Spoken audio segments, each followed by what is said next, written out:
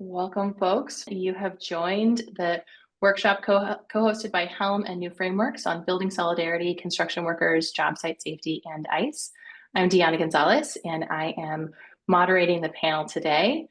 We'll have most of the time be as the folks you see up front on the panel on the slide right here, and then some Q&A at the end. So we're going to start ourselves off with talking about our interpretation for our workshop. We are lucky enough to have a bilingual panel. Now I want to ground us in the land acknowledgement that at HELM, we include a land acknowledgement in all of our trainings. And I currently sit on the traditionally held and stewarded land by the Western Abenaki, and I hail from the land of the Chumash in California. And other panelists and other HELM staff who are working our tech support today live on various unceded territories from different Indigenous regions.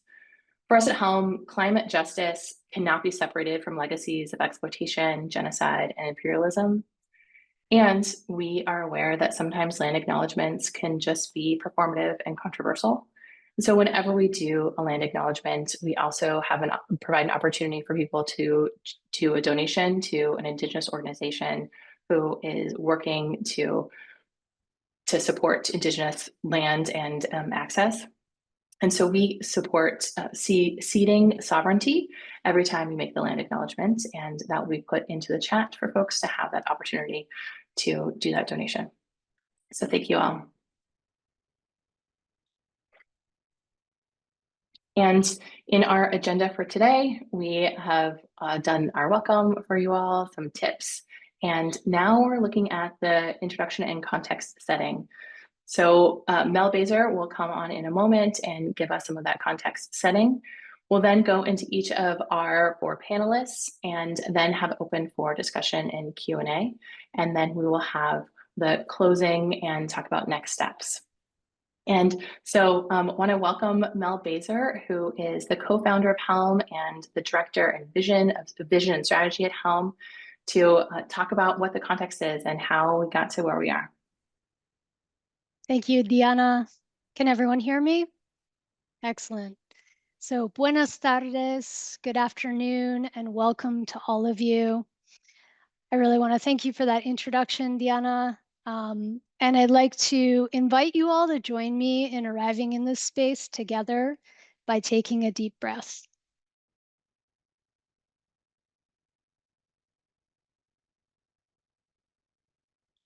I'm incredibly grateful to each of you for carving time out of your work days to be part of this really critical conversation. And it's truly energizing to know that we're not in this work alone. I want to appreciate our incredible panelists for sharing their wisdom, extend a thank you, gracias, to the Access Cooperative for interpreting, to the HELM team for ensuring things run smoothly today, and a special shout out to New Frameworks for co-hosting this event with us. And Nacho, your courage and leadership inspires us, and we are so glad that you could be here with us today. Next slide. So HELM, for those of you who don't know, is a planet and people-forward construction consulting firm. Over the past decade, we've supported hundreds of purpose-driven builders, trade partners, and architects across the US and Canada.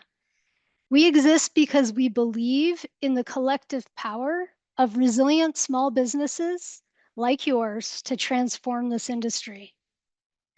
Our vision is a more inclusive, more diverse construction sector, ready to meet the climate and workforce demands of our time. Next slide. We felt called to organize this event because of the principles that guide our work: building a just and sustainable future, fostering connection and inclusivity, practicing continuous learning and leadership, and serving our clients with humility and care. Next slide.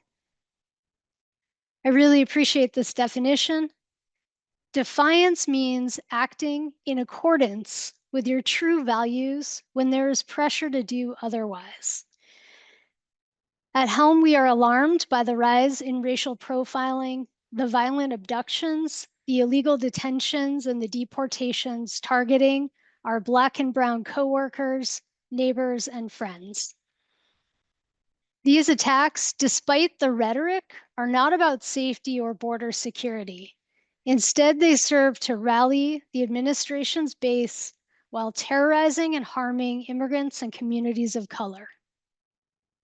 And the construction industry in particular has been a focus for these raids, which have created a climate of fear on job sites and further pressure on an already taxed workforce. Next slide. If you're part of the architecture, engineering, or construction sector, you know we're facing a massive labor shortage. Nearly 439,000 new workers are needed this year alone. Over 40% of our existing workforce are expected to retire this decade. Women, trans, and non-binary workers still make up less than 5% of those on construction sites. And interest in the trades is at an all-time low amongst younger generations. Next slide. And at the same time, immigrants are essential. They're making up nearly 30% of our construction workers nationwide and over 40% in states like Texas and California. And these numbers are likely underreported. Labor and skill shortages are threatening job site safety and well-being. They're driving up construction costs, and they're slowing down our ability to build the housing and climate resilient infrastructures we urgently need.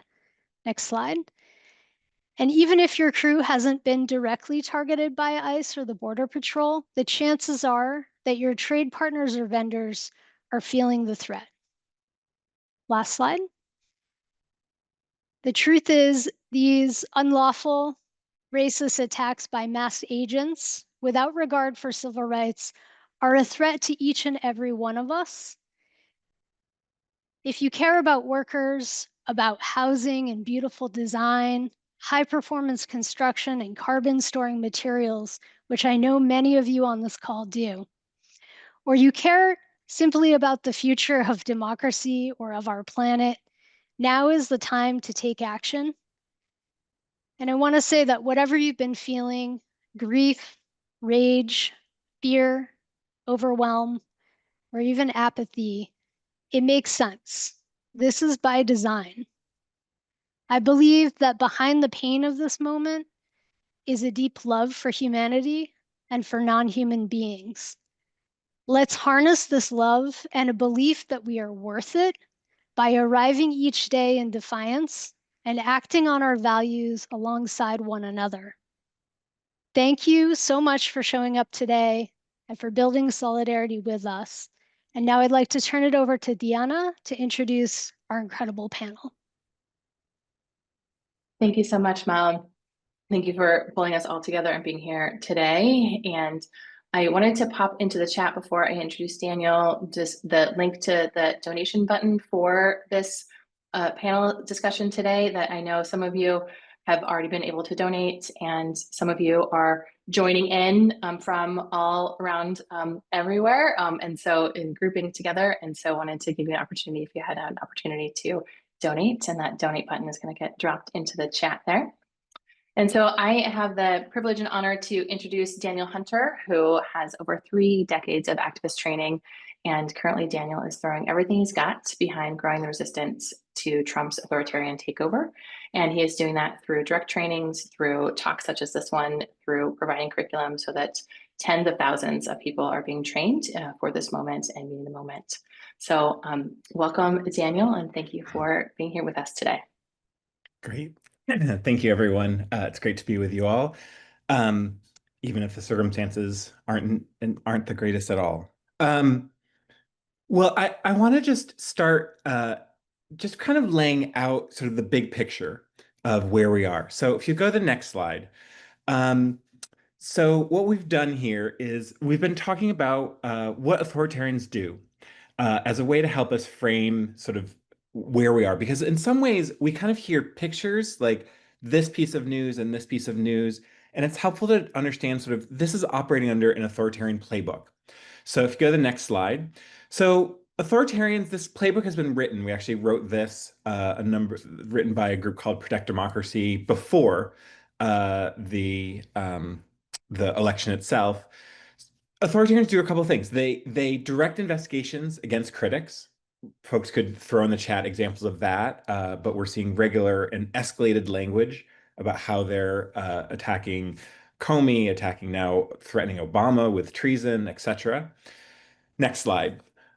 Authoritarians, they give license to lawbreaking. I think most dramatically was the January 6th pardons of the insurrectionists.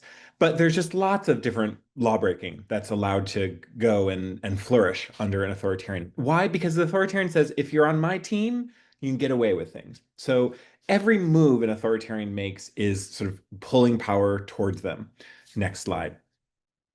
And then regulatory retaliation, which we're seeing in vast, especially those of us who work and care so much about climate. We're seeing the ways in which he's giving money to his team so dramatically, and using regulations to do that.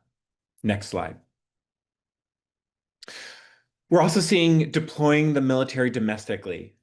So for many months, we were using examples from years ago where he did that in Portland or he did that in Washington, D.C. But of course, now we have Los Angeles, where he has very viscerally and very directly ordered the military to be part of ICE operations and to be deployed as a fear tactic. Next slide. I'm trying to pause for the interpreter. I'm talking too fast. The last one is federal law enforcement overreach. Again, an authoritarian wants to pull all power towards them. That's the general gist of the game. That's the playbook.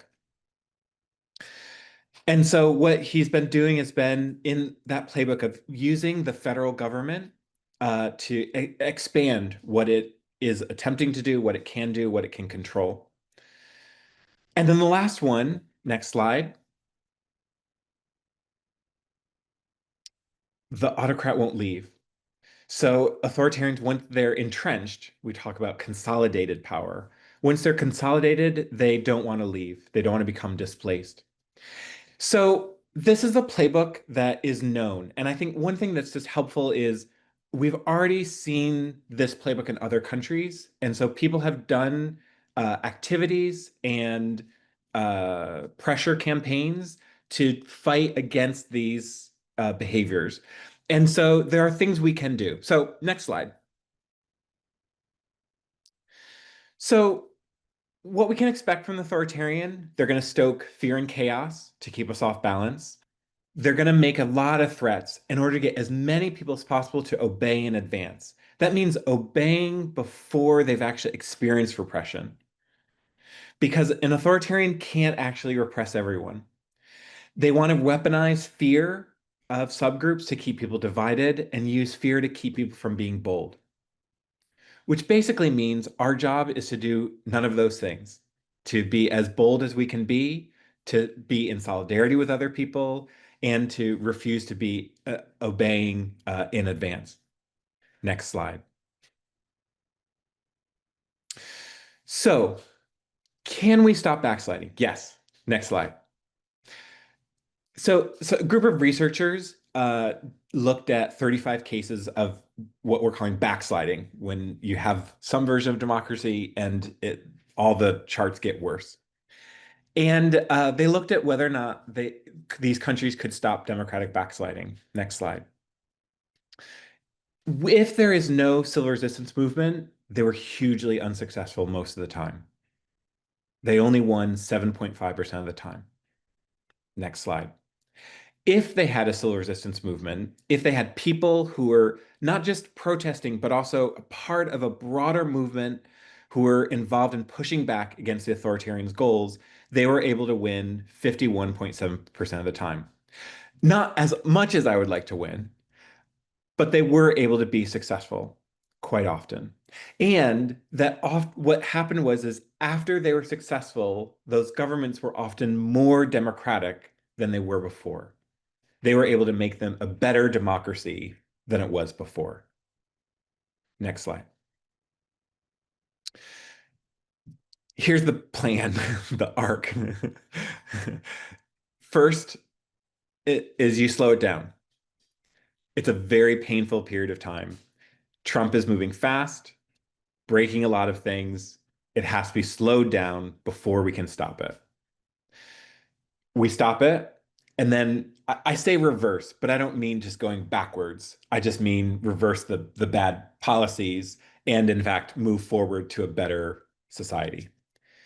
I give this slide as a reminder that we don't have to do all of it at once, that social movements don't just win. Social movements go through phases where it's often painful, many stages along the way. Next slide. The most important thing, I think, to understand about an authoritarian regime is that it does not operate on its own. Authoritarians do nothing. Trump does nothing. I mean, he doesn't do anything. You all who are on this call, you all make things, build things. Trump doesn't, he's never built a building in his life. People do those things. And so we're not talking about an authoritarian. We're talking about a regime, an authoritarian system where people are willing to go along with parts of the things. So you understand, Trump does not build ICE deportation centers. People do those things. Trump does not enforce laws. People do those things. Trump does not arrest people. Others do those. Trump does not host people in their, doesn't host ICE employees in hotel rooms. Hotels do that. So all of this, what we call the pillars of support. So at the top, there's the leadership. They attempt to tell elites what to do. And then there's different pillars. Here, I've just shown some: bureaucracy, the economic pillars, security, educational, religious. We could add all the many layers of pillars of support. I've named a number: all the labor, all the media, etc. And the idea that's helpful here is that no system can work and operate when its people are unwilling to go along with it. So the primary mechanism that authoritarians have been de-seated, once they've become consolidated, the way is that people refuse to go along with it. That people are willing and able to say, I will not comply. I will not go along with whatever it is that the leadership is trying to make me do. Next slide. So that heartbeat we call non-cooperation. It's the act of refusing to cooperate or comply with requests, demands, or orders. And enough non-cooperation can cause one of those pillars to completely defect, or at least be completely unreliable in the autocrat's aims. Examples of that have happened all over the globe, where I'll give just one tiny example where after years of pushing on their police and their military in Serbia, an organization named Opor, who is getting rid of their dictator, Slobodan Milosevic, they had kept pressuring over and over again for their government to be better and for police to defect. And they kept asking them, you don't have to do this. Even after police would beat them up, they would show up at the police officers' headquarters, at their homes even sometimes, with signs and posters saying, you can be better than this. They would have pictures of their bloodied faces, broken bones. And they would say to the police officers, to their neighbors, this person doesn't need to keep doing this. When some of the worst police officers, they would then go to the police officers' children's school with those posters, and they would say, this is what your dad is up to. They should not comply.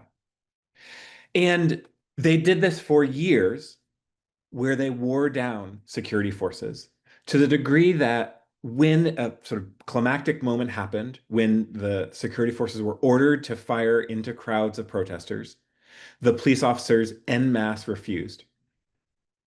That is what we call non-cooperation at a mass level. In order to get there, we have to regularly encourage people to see how they can play a part, how they can play a role. So I'll just do one last slide here, which is there are different ways, next slide, there are different ways to participate in sort of the anti-authoritarian work in front of us. And so the later panelists will go in more details of some examples, but there's basically 4 different categories of work. There's protecting people, doing harm reduction, protecting folks who are immediately targeted. There are defending civic institutions. So those of us who are trying to defend the institutions that already exist, the laws, the rules, the ways that things have happened before, safeguarding those democratic institutions. There's disrupting and disobeying, those people who are the rebels, who are doing acts of disobedience, showing up in the streets, protesting. Some of us may not be that every day, but we might need to be it sometimes. And then the last of building alternatives, parallel institutions. Many of you have been building alternative structures already, and we will need those as alternatives of where do we throw money in the climate crisis to support, et cetera. But also new culture building, new ways of working. We saw some of that modeled by Diana already. So all of those are different options, ways that we might move. And so there's going to be a lot of us doing a lot of different activities. We won't all look the same way, but I just want to encourage all of us to be part of this greater we, who are saying a very basic message. We do not operate under a king. All right, I'll take it to the next panelist. Thanks, Diana. Thank you, Danielle. And with holding all of that, as we're going to bring up Nidhi Dominguez, who is the founder and executive director of Organized Power in Numbers, and a nationalized recognized labor and immigrant rights leader who will add in the next layer of things for us to think about. And it's such a delight that you're here today. Thank you so much. Thank you. Hi, everyone. Good afternoon. Thank you for making this space available. It's actually really inspiring to me that you all exist, because for the last decade of my organizing career, I've been at the intersection of immigration and labor organizing and have worked with the trades. And a lot of the times the relationships amongst all of those 3 sectors are not necessarily always positive.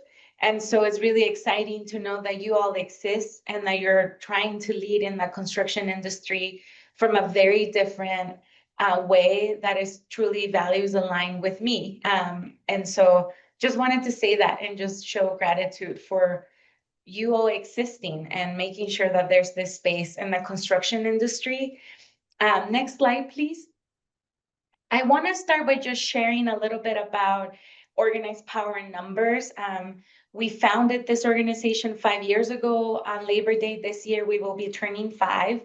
And we really launched this project, and that now is an organization in the Sun Belt, really being inspired to and being moved during COVID to bring more people that maybe don't agree with us on everything in terms of our progressive agenda, but that in that moment during COVID, even folks that maybe 6 months ago may not have agreed with saying that the government should have access to healthcare for everyone. During COVID, a lot of people were asking the question of like, I don't think it's a good idea that me having access to healthcare should only depend on my employment. And so in that moment, I decided with a lot of my peers that like we had this opportunity where a lot of people in that moment that maybe were a little bit close to the idea of healthcare for all or more safety and public safety nets were open to it now. So we started organizing.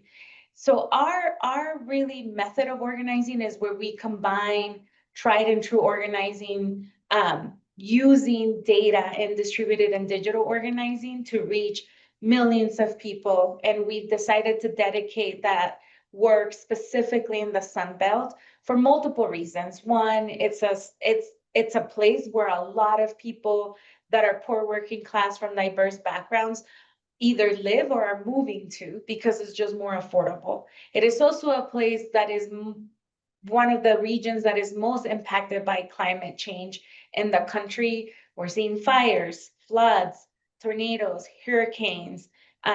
All of that is happening, droughts is happening in our region.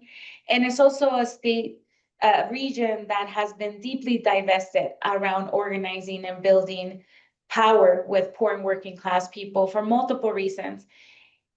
But really, it's also the place where we've gotten the biggest changes in this country, from, slaves fighting to abolish slavery, from the civil rights movement. We truly want to honor the legacy of our region as a place that has completely transformed this country, and we believe will continue to transform this country, and why we are so focused in the South and Southwest. Next slide, please. So I'm here to share with you about one piece of our work. We launched our campaign under the banner of Workers Over Billionaires on May 2nd. And in June, I'm sure many of you saw the news of just the heightened ICE raids that were happening across the country, but specifically in Los Angeles, and just the high militarization that happened very quickly after people did turn out, did say, this is not welcome in my neighborhood, in my community. And then you had the National Guard and the military in the streets of LA for weeks during June. And for us, one specific tactic that we thought was important to share with you all is that even though we work very closely with labor unions and other immigrant rights and progressive organizations, one gap that we had identified, so, that we knew was going to need attention and support as we were entering this year, and knowing what was going to be the attacks on immigrants and people of color from this administration, was who's talking to the employers. We knew that there was going to be lots of people doing know your rights trainings for individuals, for immigrant workers and their families. And we knew that we need more of that always, but there was some infrastructure for that. But where we saw a huge gap was who's doing that exact same thing, but from the point of view of employers. And in many spaces and states in our region, and this is also true across the country, there are some states where you have a very active labor movement, where you have union density and unions are very strong. There's a lot of other places that don't have that. In our region, the labor, the union density is very low. It's a very weakened labor movement, even outside of the unions. Among worker centers, there's not a lot of strong worker centers in our region that are really servicing thousands or millions of people in our region. And sometimes even in the places where there are like strong labor movements, the labor movement has been behind or sometimes antagonistic to the immigrant rights movement, and sort of thinking about their own role, right, in that fight. This is a different moment. And I think that there is at least an agreement across sectors that this is not right, that people deserve due process, and that we should not just be allowing people being kidnapped by mass people from our streets and our workplaces. And we really wanted to step into that space of saying, we're not a union, we are a pro-worker organization, and we want to talk to employers about their role in combating and being part of the solidarity work, but honestly of doing their role as managers and employers and knowing their own rights if a federal agency showed up at their door, right? So these are images from some of the ongoing employer trainings that we've been doing, kind of more public social media campaigns that we've been launching, specifically encouraging people to be trained by us to go do what we're calling like walk your block, and go talk to your local, barber shop, to your local coffee shop, to your local favorite restaurant, to your local bar, and talk to them about their rights as employers when they're faced with a raid, or when they're faced with an I-9 audit or a no match letter, which then has shown us that it's required to do these like more in-depth trainings with employers about what should they do? What are some best practices that are more worker-centered when they are hit with these things like a no match letter or an I-9 audit, or ICE shows up to their workplace. In the meantime, what we've been able to do is get thousands of people to get trained by us to go talk and walk to their own neighborhood businesses about what their rights are, put up signs at their doors that really define public versus private space, and that ICE is not allowed to enter private space without a signed warrant by a judge. So that's just to give you an example. Next slide, please. And I was really honored that you all reached out to me and that you wanted us to kind of be in conversation with you all. So I look forward to your questions later in the panel. But we really truly think that part of this moment requires, like Daniel said, all of us to really resist and show our own non-compliance to the things that don't make sense to us. And we think employers specifically play a huge role in that. And we have seen the success of, honestly, raids happening in workplaces, including construction sites, when management knows what their rights are, right? We have seen videos from Tennessee, from Missouri, from North Carolina, and construction sites where both management and the workers knew that in the dedicated areas that were private property spaces, because there was a sign that say this is private property, because there was clear delineation of even tape and fences that show this is no longer public property, that they were able to hold the line and say, unless you show me a signed warrant by a judge, we're not going to let you in, and have deter ICE agents from entering construction sites for that reason. So there is a huge role you all can play as business owners, as employers, in training your own management and on the sites of what they should be doing. And we're very excited about partnering with all of you later this year to do a more in-depth training for that is specifically tailored to your needs as construction companies. But in the meantime, I wanted to invite all of you to text DEFEND to 58910. That's the way that we've been able to train and inform millions of people. We have had at this point 6.5 million conversations since May with folks about their rights, about what's happening in the economy in this moment.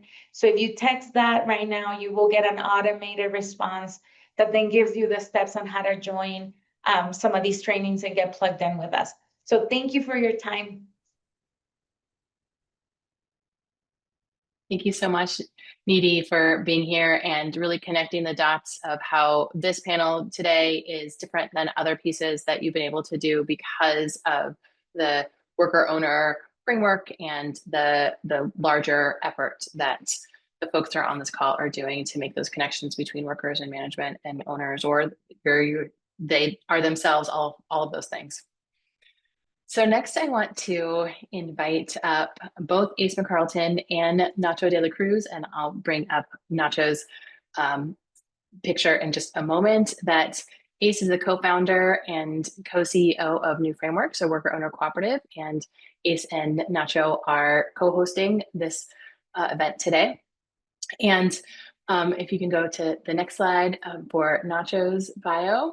And so Nacho is one of the owners of New Frameworks and is also been a dedicated activist with migrant justice for the past number of years, and will talk about the connection and it talks about in his bio the connection between his life in Mexico and climate change and his path to here and working in construction and working with natural materials. And so the two of them will talk about how they together got to experience resistance and move through a moment. So thank you both for being here today. Thank you so much, Diana, and thank you to everyone. It is just really, it feels like a gift to be here in this moment.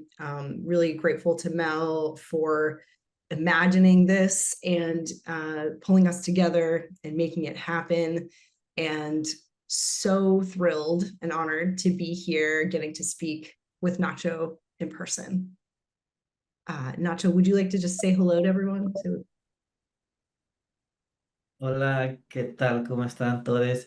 Pues mi nombre es José Ignacio y soy parte de la compañía Nuevos Marcos y pues también de Justicia Migrante, un líder.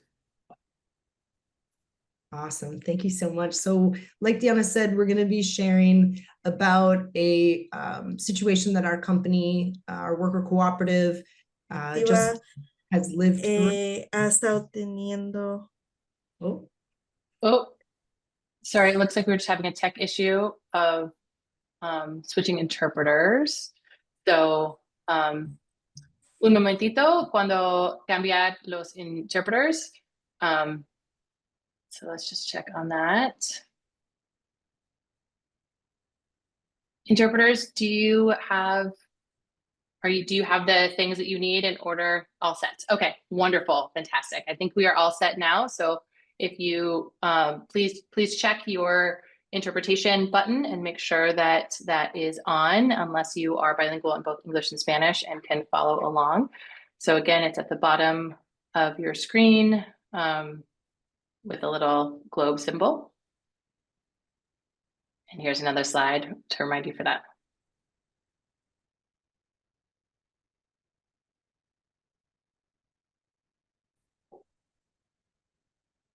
All right. Are we good to move forward? I think we're good to go.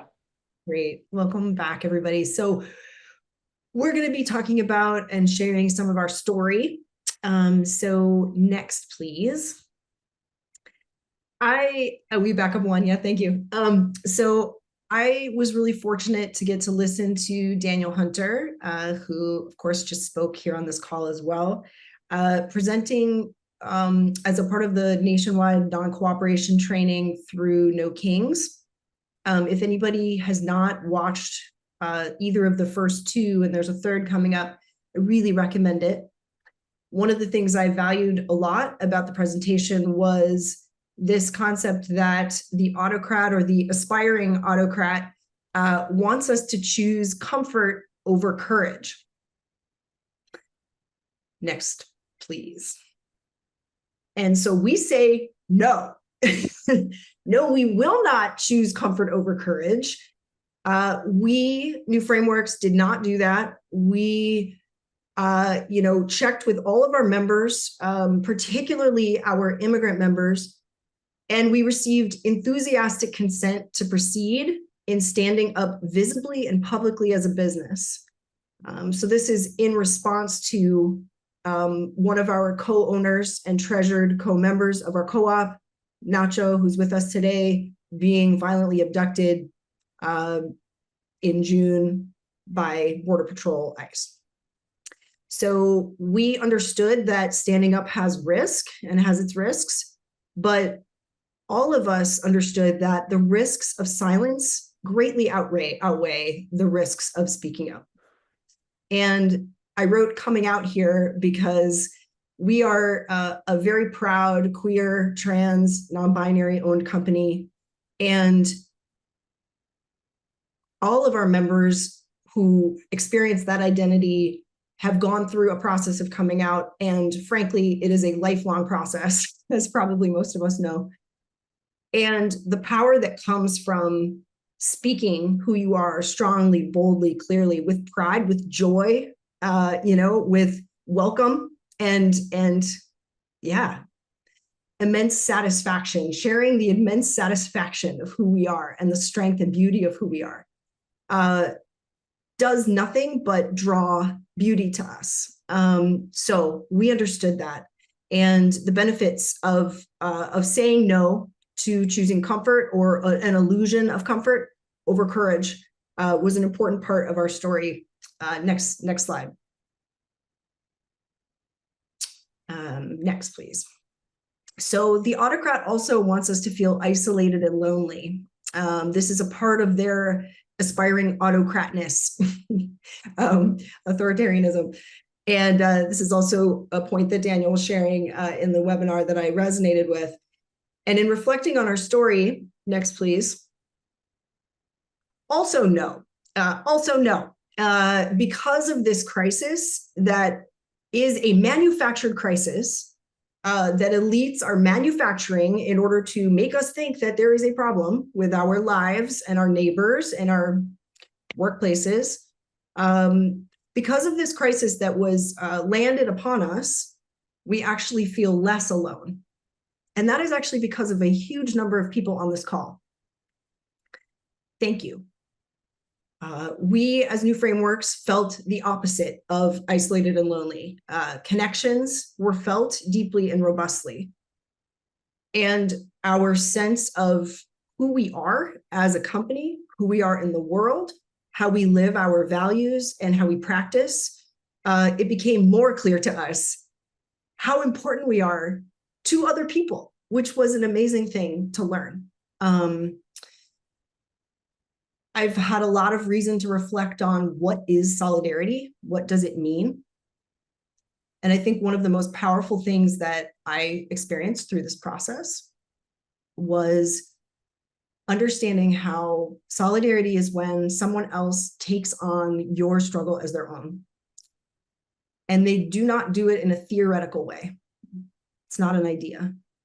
It's embodied and it's felt throughout a person's whole spirit, physical self, etc. So we had really the privilege of getting to experience that through this process. Next slide.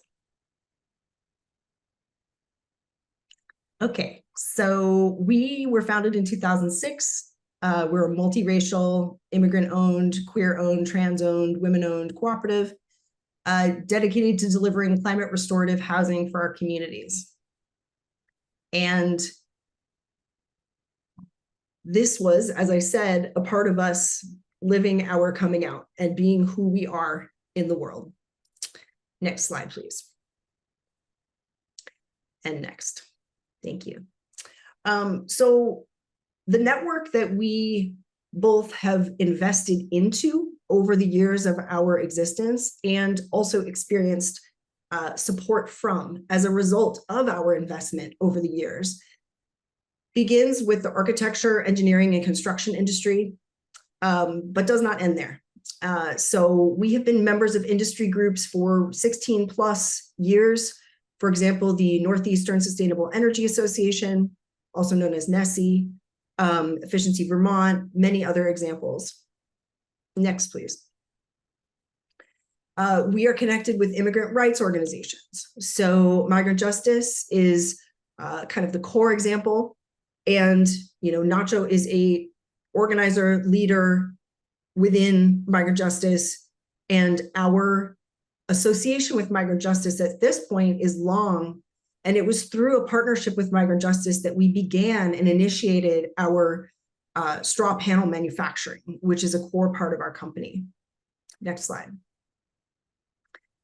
Worker cooperative networks. So we have been members of worker cooperative groups like the U.S. Federation of Worker Cooperatives, the Vermont Worker Co-op Alliance, and the Vermont Employee Ownership Center. Those are just some examples for over 10 years as well. And those networks showed us immense support throughout this process as well. Next, please. And then other community organizations and the fact that we have been community members for decades in our communities. So there is a Black, Indigenous, and People of Color Vermont organization called Relief who provided material support. The Vermont Network Against Sexual Violence provided material support. And we also have been connected over the years to and know people who are in different positions, whether they're politicians or other community organizations.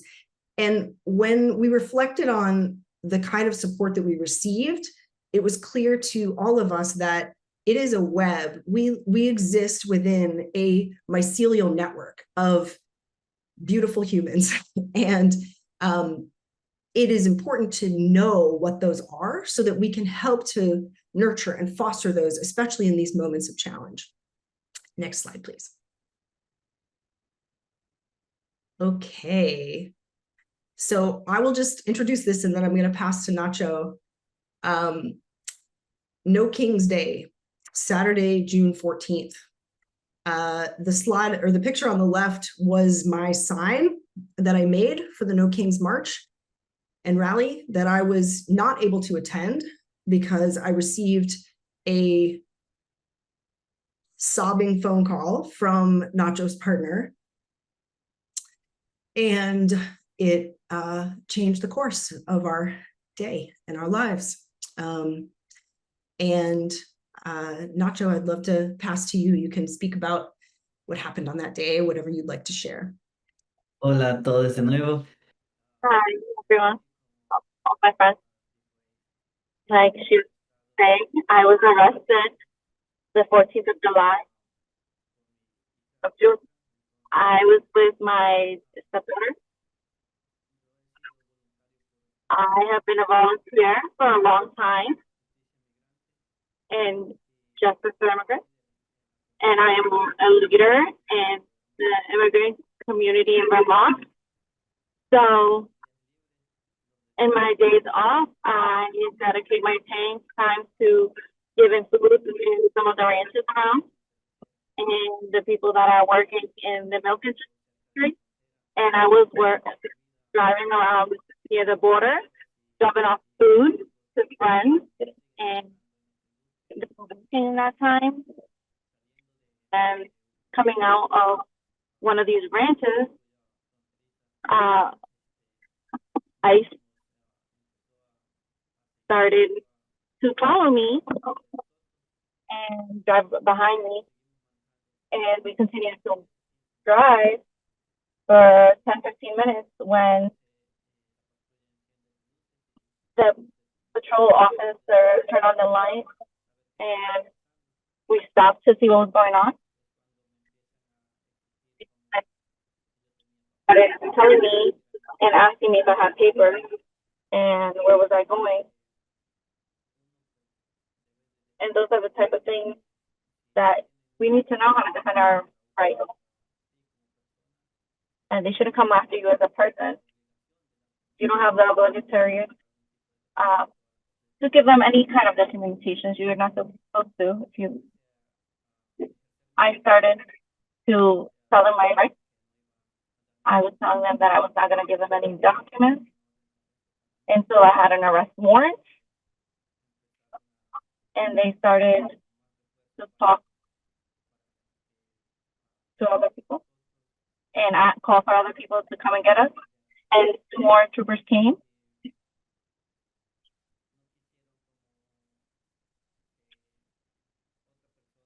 We didn't want anybody else to translate to us so we could know what was going on.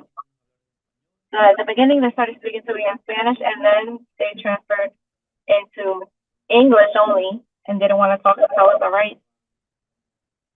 They were telling us that we needed to get out of the vehicle. There's pictures of them right there on the screen of them breaking the window and telling us to get down.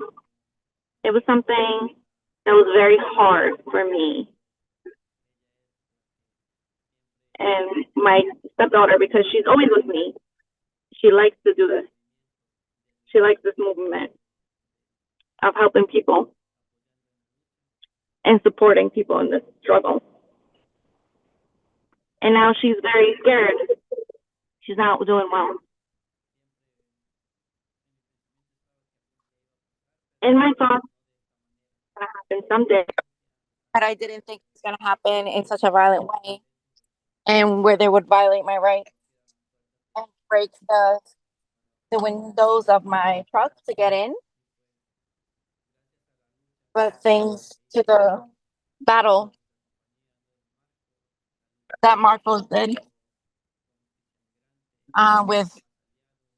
with all our allies and all the people that know us, they signed petitions and all that. It was something that was marvelous. And it was beautiful for me to feel so much support from my community, because the government wants us not to notice what happened. They don't want to show like timeline to what happened. They don't want to show the community is strong and that we're going to continue to fight together and we're always going to be here. Sí. Gracias, Nacho. Next slide, please. So I'll share a little of what was happening for us with New Frameworks after Nacho and Haiti were abducted. The day of, we were fortunate to experience immediate mobilization of our community, as Nacho spoke about. Once I had received that phone call from Nacho's partner, I immediately initiated call and message chains within our own company and beyond. The Migrant Justice Rapid Response Network, which is incredible and very effective, immediately deployed people from across the state to come to the Border Patrol station that was their best guess of where Nacho and Haiti had been taken.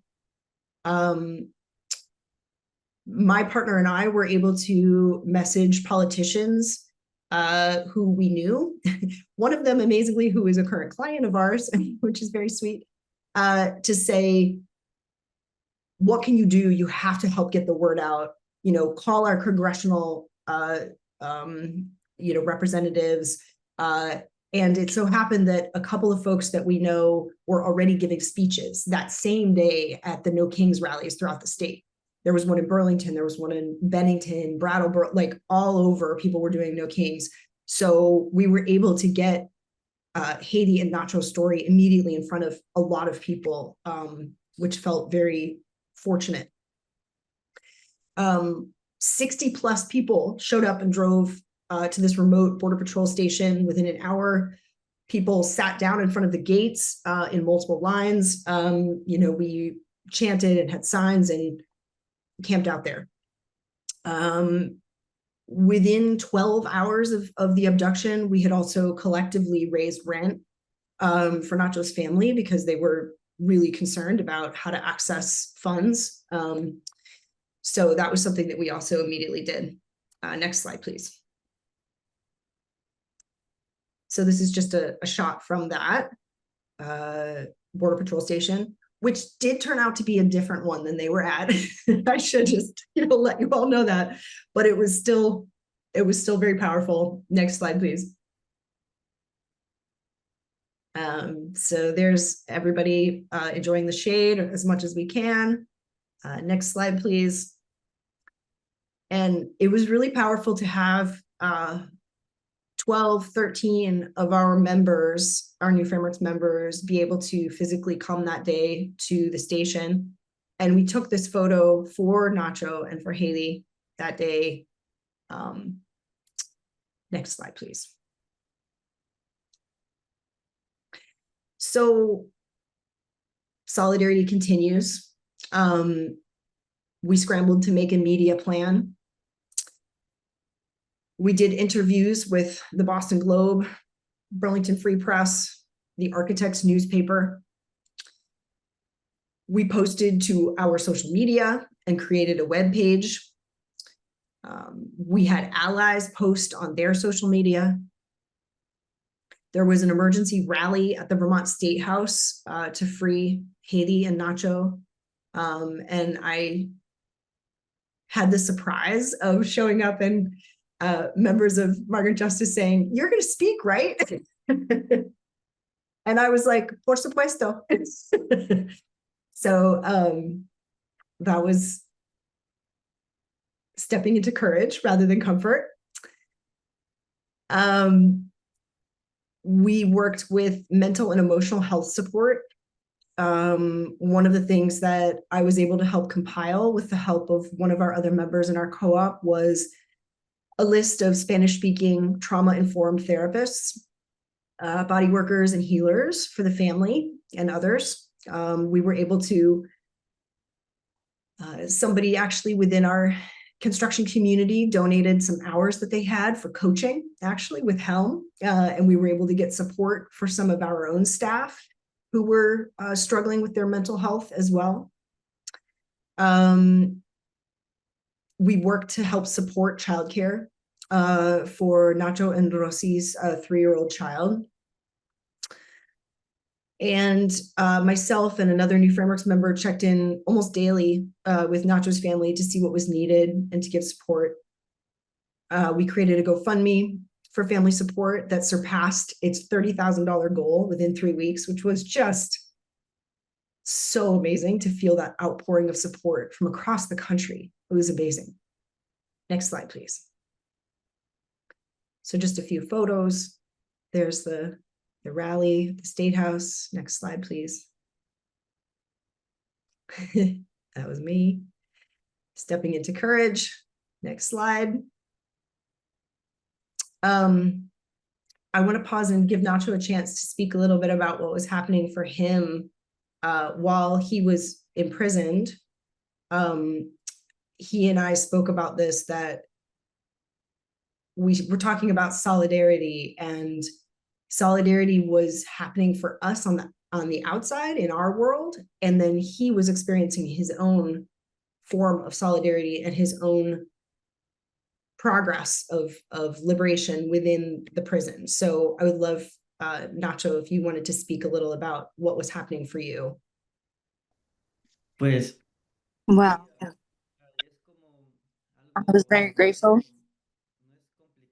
It's not very complicated, but it's still very hard to talk about because outside they were doing a lot of marches and there's a lot of people outside of jail that were supporting us in different ways. But inside where I was, there was also a lot of people coming in who were doing their process of deportation.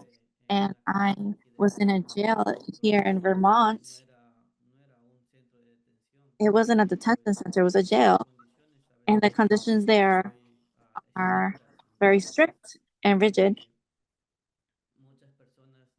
A lot of the people there that go in don't know phone numbers. They don't memorize these phone numbers that they should know because technology is so advanced now that we don't understand and we don't memorize these things anymore.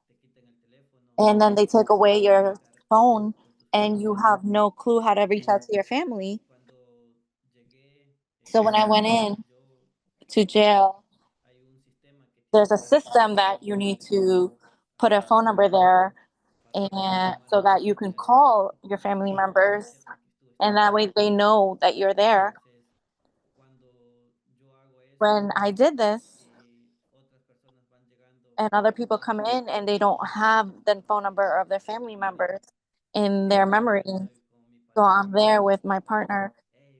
Hey, here, look through Facebook and Twitter or whatever. I tell my wife or whatever, my partner, so that they can let their family member know they're in here, they're with me, and they're okay in whatever way they can, so that way their family can know that this was happening. So solidarity isn't just being outside of jail. And I was able to do that inside, where anyone and at any moment could support to somebody. It's something that we should always have in mind, that not only money or just joining one of these meetings, you can help somebody. There's a lot of ways to help people. Sharing a post, making everything more visible, the injustices that are happening and all the oppression that's going on. There's a lot. There's many ways to be in this movement and show solidarity. You can post something in your house. You can call your family members and tell them to sign this letter to hear other organizations talk about it. There's so many organizations that I know that want to do justice and are fighting for this so that the system and this way of things going end soon.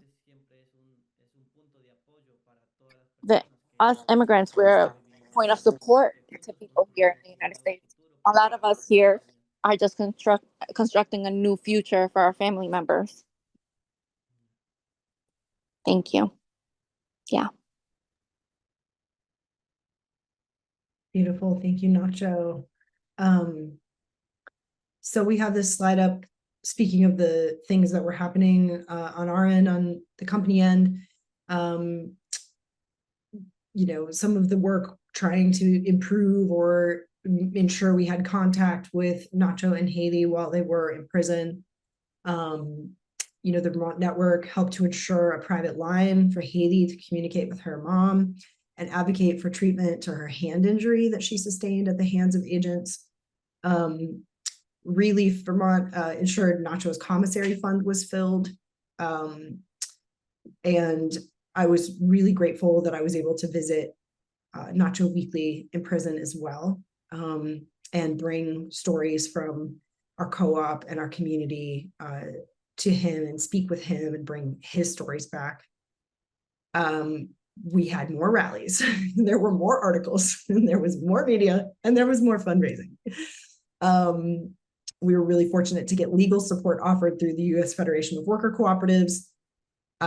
We had members of our construction industry, many of you who are here, who offered to see if people could come and help us stay on schedule with our projects, which is incredible, and a kind of solidarity that touches us as construction workers.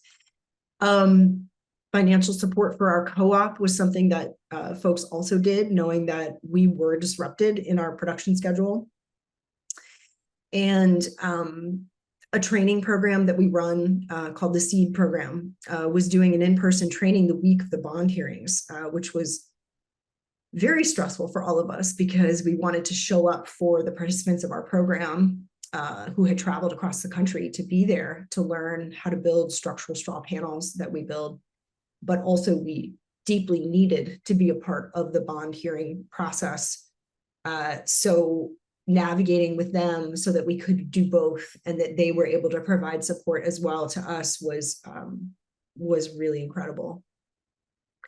And then I think feeling also just honored to receive inquiries from people wanting to work with us or for us specifically because of our advocacy work. That is another piece of just the benefits of coming out and standing up and being who we are. Next slide, please. So we did have to keep working. And I thought it was good to show some photos of what we were up to the month that Nacho was imprisoned. We did put up a small home in Bristol, which Nacho helped to fabricate those panels before he was taken. We were also able to ship a project to Massachusetts.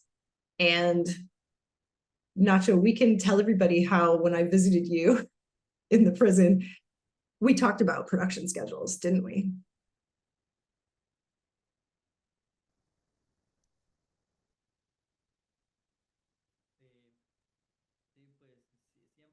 Yes. We have always thought about the environment and how the earth is improved. And since I remember my family has worked the land, they've planted and with melons and fruits. So because of the climate change, I had to leave my country because after one season, things are our land would no longer give 50% of a loss every season from the last season. So we had to leave because of that. So now that I have this chance of working with a new frame in this company that dedicates themselves to fixing the environment and healing it and healing everything that's happening in the planet, it is a huge opportunity for me. I'm here working and hoping that these new constructions will be more sustainable and more ecologic, and they use more natural resources so that we can reverse the problems we've done with the climate.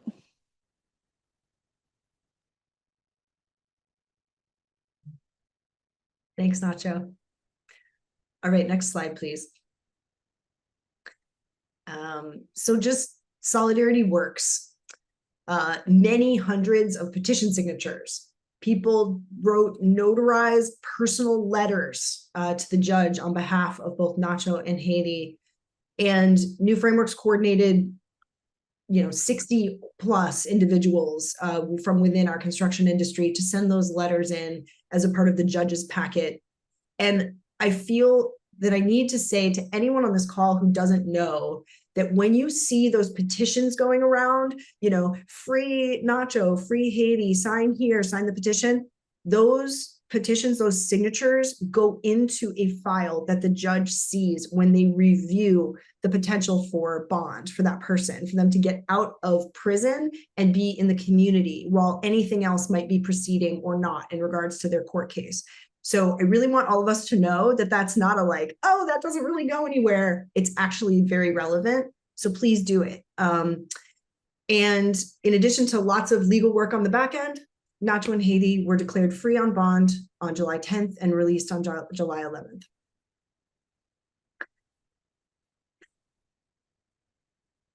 And so we get to be here today. Next slide, please. So they returned to us. Next slide, please. Okay, so Nacho, you're gonna bring us home. We're almost at an end here. So you can click through the slides kind of slowly until we arrive at the last one for our group. I believe we're a little over time, so I will invite you guys to join an organization near you where you can hear about workers in any industry, not just in construction. There's the food industry, there's restaurants,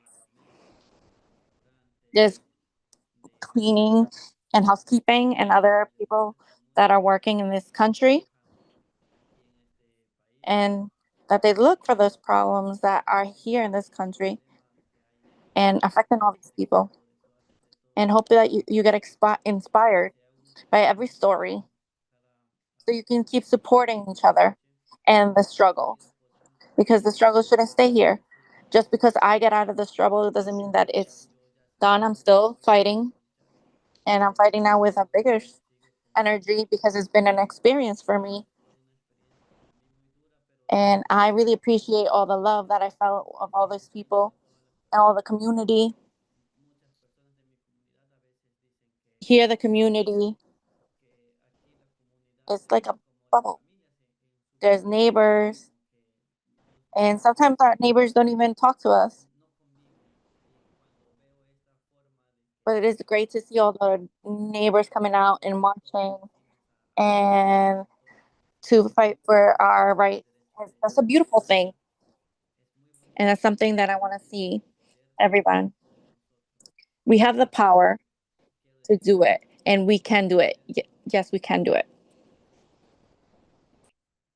Thank you, Ace and Nacho, so much for telling this story of the direct experience that Nacho, you had, and that New Frameworks had to support around, and this this case study, if you will, around building solidarity and how one of many examples that are happening across the US, unfortunately, and one way that you all as a company responded and that you individually responded in that.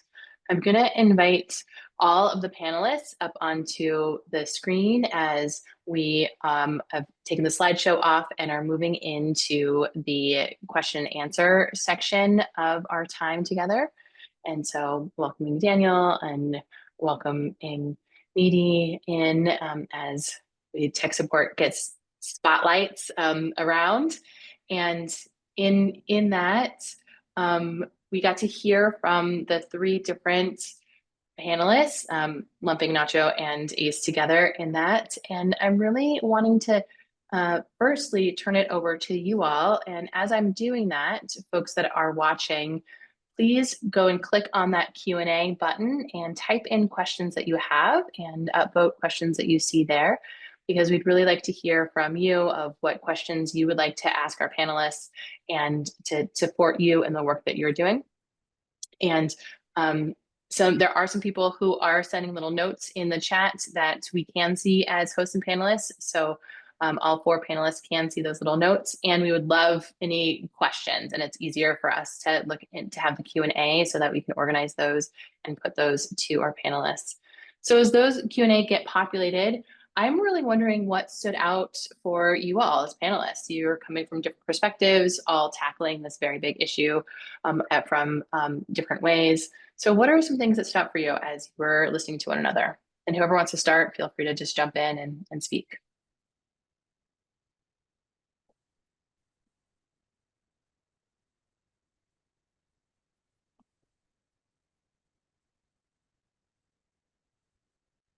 You look like you're about to say something. Yeah, I was giving space to see if someone else wanted to say something.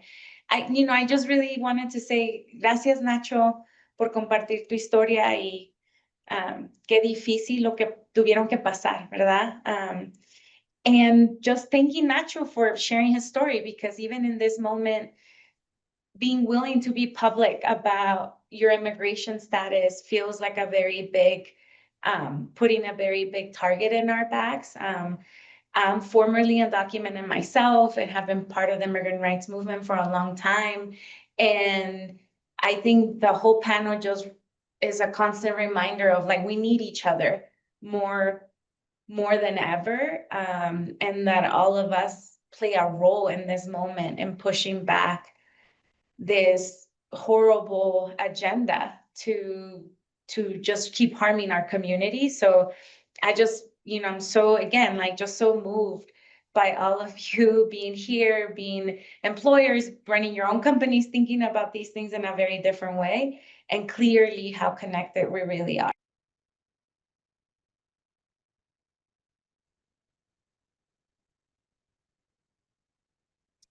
There's a number of questions in the chat about how to support you, Nacho. And I'm curious if you all want to speak to some of those questions about both what's next and also what would you recommend for people in their own communities to prepare for the kind of situation that you experienced? Pues de mi caso todavía. In my case, it's an open case still. I'm in a process. I have court in a couple of months, 2 or 3 months. I'm going to go see my lawyer tomorrow. And I'm going to continue fighting for my liberty and the one of my daughter, because we are in a process that was very difficult. And for her, it was even more difficult. I had a little bit more experience. I knew that this could happen someday, but I never, I thought, I mean, sometimes you simulate things, but you never think it's going to happen. And I mean, I've been practicing and saying, but it's not time for us to run. It's time to go to the streets. It's time to do. A couple years ago, the government was telling them to work and during COVID times. Now, before we were essential, right? We were essential people during COVID, and now things have changed. So I want you to know that before, after, and all the time, we will continue to fight. So Nacho, part of what I'm hearing of what kind of support you want is for people to know that you're going to continue to fight and for people to continue to fight. Is that right? Sí, claro que sí. Yes, Yo of voy a course. seguir luchando I en will mi caso continue y fighting my quiero que case, sigan conmigo, and I pero want you también guys to con toda la continue with me, comunidad. but also with the whole community. Si hay alguna And otra if forma de there's poder ayudar any other también, way to help que sea como con ese the entusiasmo, community, con esa alegría de saber que siempre vamos a estar igual I unos just con want you otros guys para to be happy apoyarnos. to know that we're always going to be here to help and support. I'd be glad to speak to just having just lived through a version of this as a white person who is US born and a citizen. I would not be able to give a whole ton of like legal advice to anybody. That's not really my specialty. But I think I would look hopefully to Nady and your organization to help us with some of that. And that would be wonderful. So maybe I can pass to you after I'm done. But I think what I would say is the most important resource that I think any of us can have as either employers, business owners, white folks, people with citizenship status who make us feel like, okay, we're in a slightly better spot here to intervene, would be to have clarity and conviction. When we believe them that they have the right to do this, we play into the hands of this violence. So I think the strongest thing I could recommend to anyone on this call who's in a similar social position as me would be to build it into your heart and into your bones that this is, what's the word? I mean, I don't even know what the word is. It's theft. It's illegal. It's immoral. It's not sanctioned. It's all of the things. And so it's abhorrent, it's not who we are. And I actually was so moved, Daniel, by the story you shared about folks inviting in agents, to say, come back to humanity with us. Like, you don't need to be over there. So I think there's a lot of things that we can do and need to do, in addition to defending our people and doing it fiercely and with conviction. I think we also need to get our people and bring them back into humanity. And so that's some of what I can share. And then I don't know, Nady, if you'd like to share any kind of more tangible actions.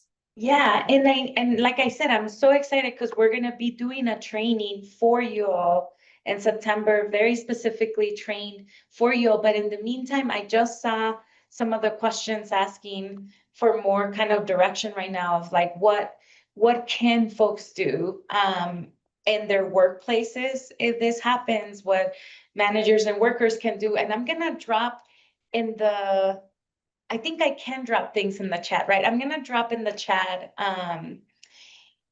a couple of links for folks to check out. Again, we're gonna do something more in depth for you all, but the first link I'm dropping in the chat is to our website under the resources page. There are several resources available. Folks should check out the one that is called Worksite Signage and Safety. And then there's several downloadable documents. Most of them are actual already designed signs that we're encouraging employers to put up to delineate the public and private spaces, which is like step one. Like, there's nothing stopping ICE agents from coming into a place if they deem it a public space, unless we deem it otherwise, and where we can kind of hold the first line of defense by saying you can't come in without a signed warrant by a judge. In our training, we will teach folks like what does a signed warrant by a judge looks like versus a warrant that is made up by ICE because they got smart and they're creating their own and make people believe that that's lawful when it's not. And so when you go into that section, the one pager that I think folks would really benefit from even now is I dropped the second link. It's kind of a like a one pager about worksite signage and safety and just like the basic, pieces of information a business owner, a manager in a business should just know about the law. And that's a good little handy one pager. And then the last piece I'll drop in here too, we're gonna do one again, like I said, in September for all of you, but we are doing every other week, we're doing trainings that we call are like defend your neighborhood trainings that are specifically about doing outreach to business owners and what they can do and what we collectively can do in our neighborhoods. And I'm dropping the link for folks if they wanted to, get ahead of that training in September and just join one of our trainings in August and share it with your friends and family. Everyone's welcome to come to those trainings. But yes, I think in general, the first line is if you have a workplace where everybody is informed and educated about their rights when engaging any law enforcement agency, that's the very first thing we need to do at a work site, right? I think that helps us create already like what's the plan, right? Like I think employers should create a plan with their managers and their employees of like, this is what we will do here when that happens.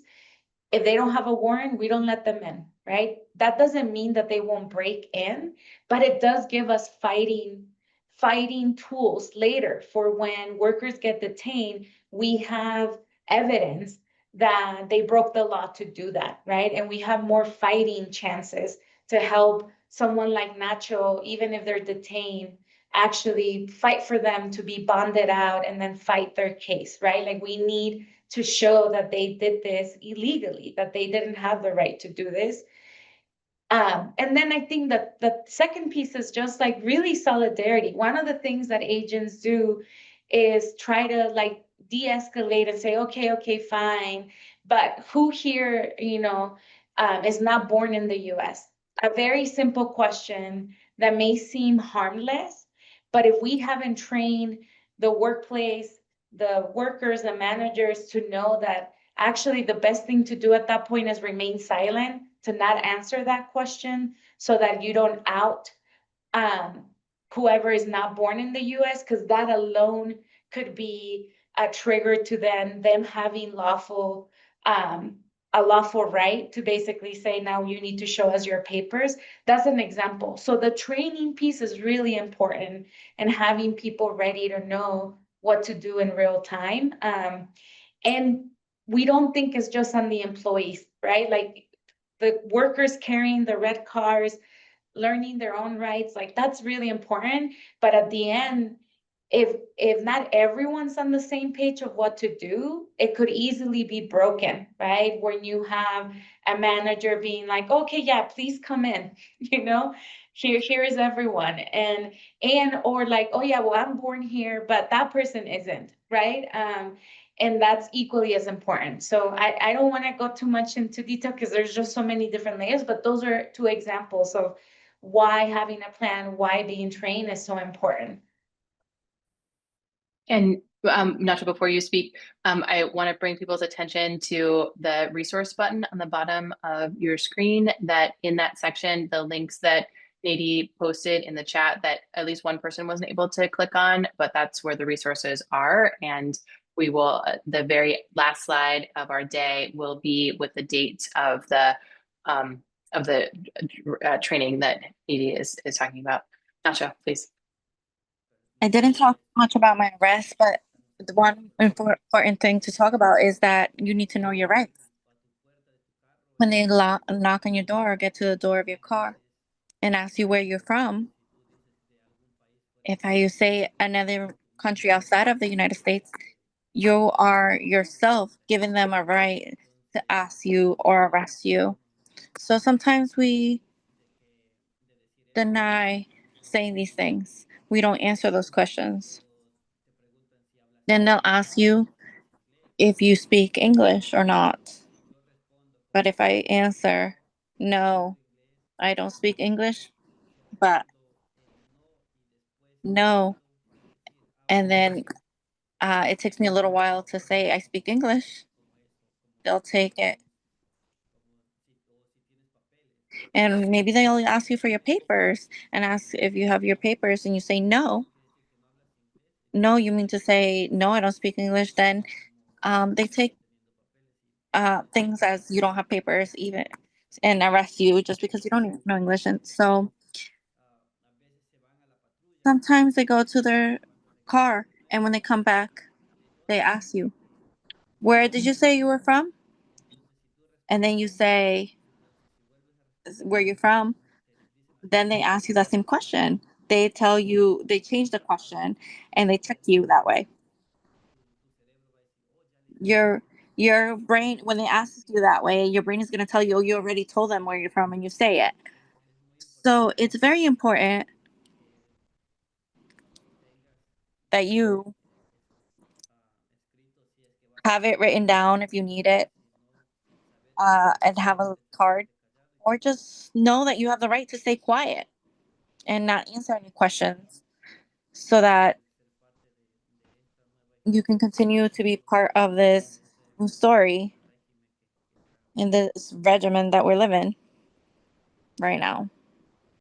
Just since we're adding, I would add, so after you've gotten your workplace sort of understanding their rights and a conversation about that, then it's about having some conversations with other workplaces, other connections. So the thing that Ace had, which was relationships with other people who could then show up at a moment's notice to show up outside and support Nacho, to write letters to support those relationships, those connections are very important. You may already have them.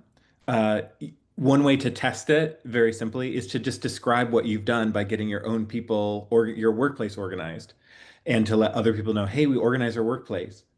And then they might say, oh, we haven't done that, or that's great, or a hostile response. And then you know that may not be your person you have in that moment. But to begin to make sure you're being thoughtful about how are you very openly expressing your position. And there's many ways of doing that. Some people put up signs to very overtly say their values. We are no ICE, and allowed on this land, as just a public statement. Um, and then other people are having conversations. But whatever's right for your institution, your thing, it'll be important that you're also then connected with other groups, people. This body, actually, that is being organized today is a network. And so by being on this call, you are now in and part of a network who can be of resource to each other in moments when something hot happens. So that's another added value of that. And that we also, of course, part of our job is reactive, protective, and part of it is also then asserting where we need to go to power holders, elites, et cetera, who need to make policy changes so that we're not just experiencing this for the next 10 years or 20 years, whatever, but that this extension of what we've already been seeing, but that we're changing policy. And so that also requires then some amount of political engagement. And there's a whole lot to say about that. But I think the thing I would say is having a network to work with of some people who are strategizing together, thinking together. Um, HELM and New Frameworks as two bodies who have thoughtful leaders who are already thinking in that way is so useful. But getting in connection. So the language sometimes we use in organizing is getting in formation, to be in some formation with some other people who we can move together to advocate for some different policies as well. So those are some additional steps, in addition to the question of what do we do to just support our own workers. Another aspect of supporting our workers is also we do have to advocate for policies that are bigger than just what our punching weight.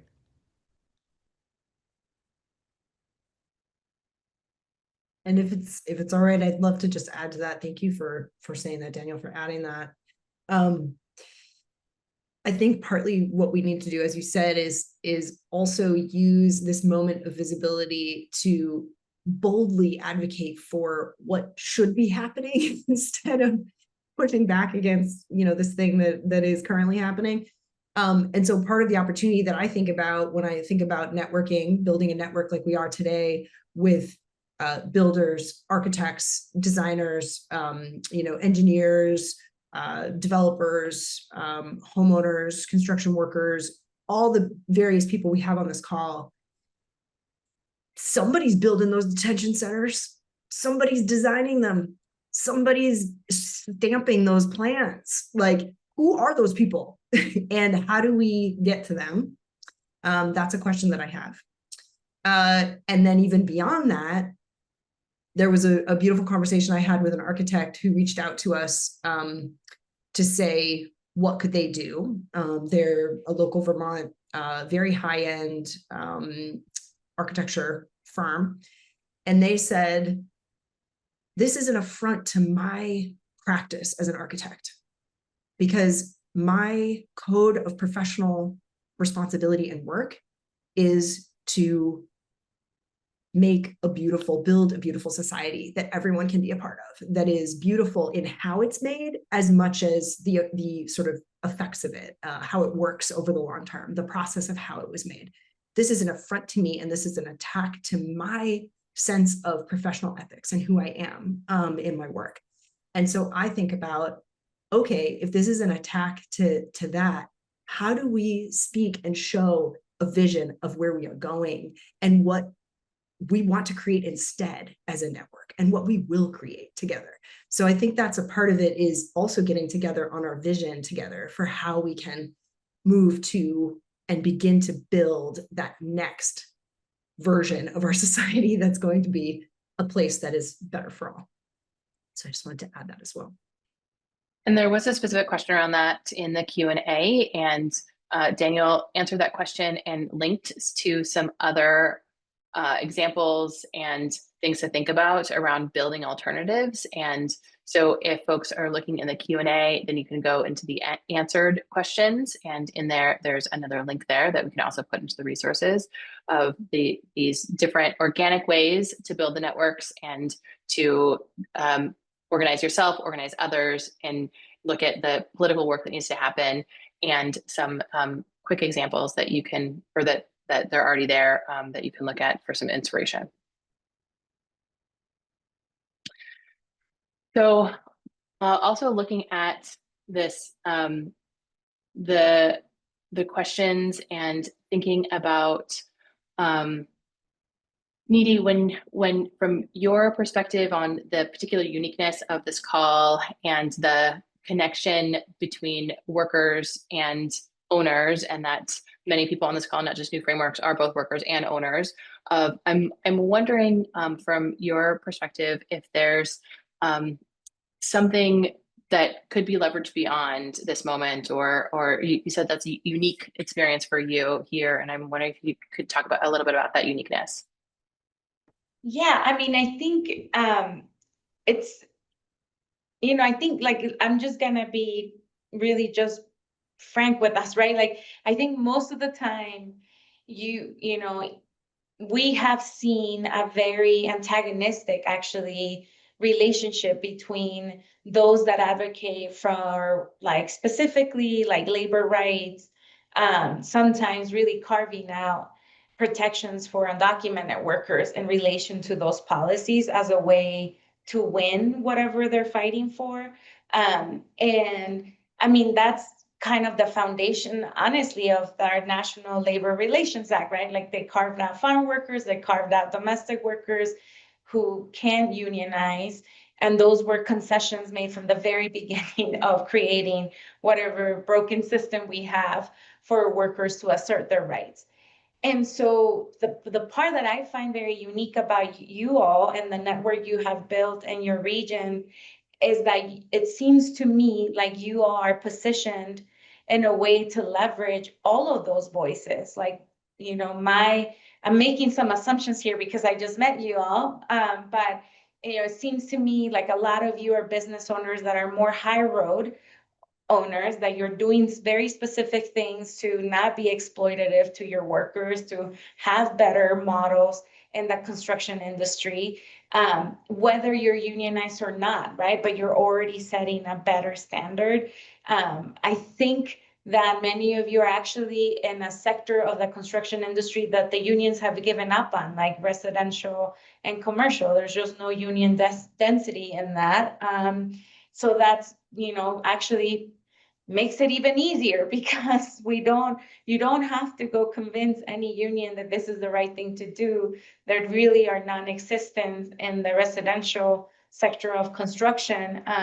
But there are many trades unions specifically who historically have been actually very conservative and anti-immigrant, who in this moment have been some of the more loud voices that we have seen come forward, because so many construction workers are being detained in these raids, even where there are unions and their union members are being detained, right? And so I'm thinking specifically of the case of Kilmar Garcia, who was detained in Baltimore. He's a pre-apprentice with the sheet metal workers. He's a union dues paying union member.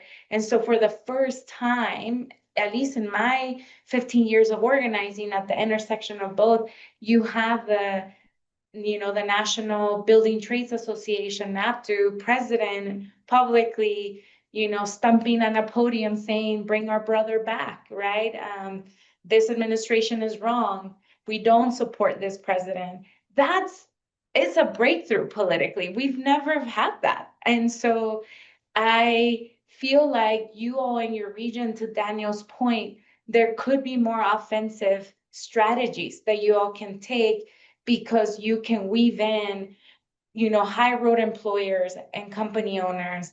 You probably have the relationships with good policymakers that are aligned, and you have the right political moment to actually bring things up. Like, I have no idea what your policies look like in Vermont or in your region, but, thinking of what Daniel was saying, like, could you pressure your state legislature to just ban private detention centers from being built in Vermont? Is that a thing that could happen? And just to the question you had, Ace, of like, who's building that? Someone's building that, someone's making profit of that, and literally hands are building it, right? So we want construction jobs, but we want them to be good jobs in all of the sense of that word. And what I feel like you all are saying is that there would be alignment to say, like, no, we wouldn't get a contract to construct that detention center. That's not what we would do. We would be happy with that. So could you get the immigrant rights movement, the climate justice movement, poor working class people, that these are not good jobs. They're all privatized companies that are super exploitative. Can you create a broad movement where you could actually completely ban constructing and building detention centers in your state? I don't know, but that's just like, in hearing you all speak, like, that's what I think about the uniqueness of your all's relationships and positions, is that that's very unusual. That's my job. This is what I'm trying to do in our region, and it's so hard. And it would be incredible to have a helm of the Sun Belt, right? That we can point to, of like, there are construction industry owners that are not down with this. This is not good for business either. So yeah, just so excited that you all exist. And I think that that's what I meant when I say you guys are in a unique position. Thank you so much for putting, go ahead, Daniel. Well, I was going to just expand the range of options, include both denying, not building, saying as a policy we refuse to build, which I think particularly for states starts to set a message of how we're going to move as a state in our relationship with our neighbors. And also, there is a wide history of people taking contracts and doing bad jobs at them. And that in situations of sort of ongoing dispute, warfare, there's a wide history of people doing that kind of active sabotage of projects. And so I don't want to leave that off the table of like there are a range of different behaviors. So I'm you might say no, and then you might find a moment when you will say yes to a thing, a project, and just do a very slow job of it. So I'm just marking the reminder of options, but also that one of the things that you mentioned, Nadia, that I think is so important to really keep in mind is that groups who have not been, groups who do not understand the issue will begin to understand the issue in a different way. And this was the case, to use another parallel in US history. So during the, I'm so bad with phrasing words right now. During the, what was the Slave Act where they then could grab people from in the North? The The fugitive slave law, when that was passed in the in the U.S. So they could then be able to grab people from the North. These were people who were allegedly slaves, and the law was very violently biased. So if someone was before a judge, the judge was given $5 if they were found innocent, that they were not a slave, and then they were given $10 if they were found that they were a slave. So obviously, the financial interest in the judges, I mean, this was a biased system at every level. And uh, many of the people who were pro-slavery began to turn on slavery as they saw the violence of the system on their doorstep, closer to home. And so there was a turning of public opinion because of the fugitive slave law, because more and more people were seeing it viscerally. And so that just is reminder for someone, if you happen to be the kind of person who's cynical about humans and where they're doing and how they're doing, it's a reminder that people can move and turn.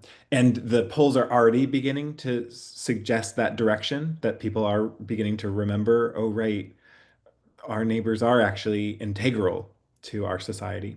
So, so that's just a mark that historically really does happen. And so what seems impossible at this moment or just a few moments ago can be available to us. And so for us to be on alert for that and to be actually setting that up.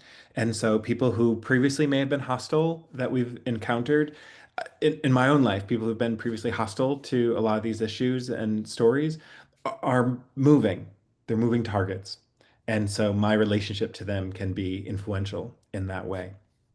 So I'll post, just in case you missed it, Nadie mentioned Sean McGarvey's just firebrand speech. So I'll post that as well, just as an additional resource.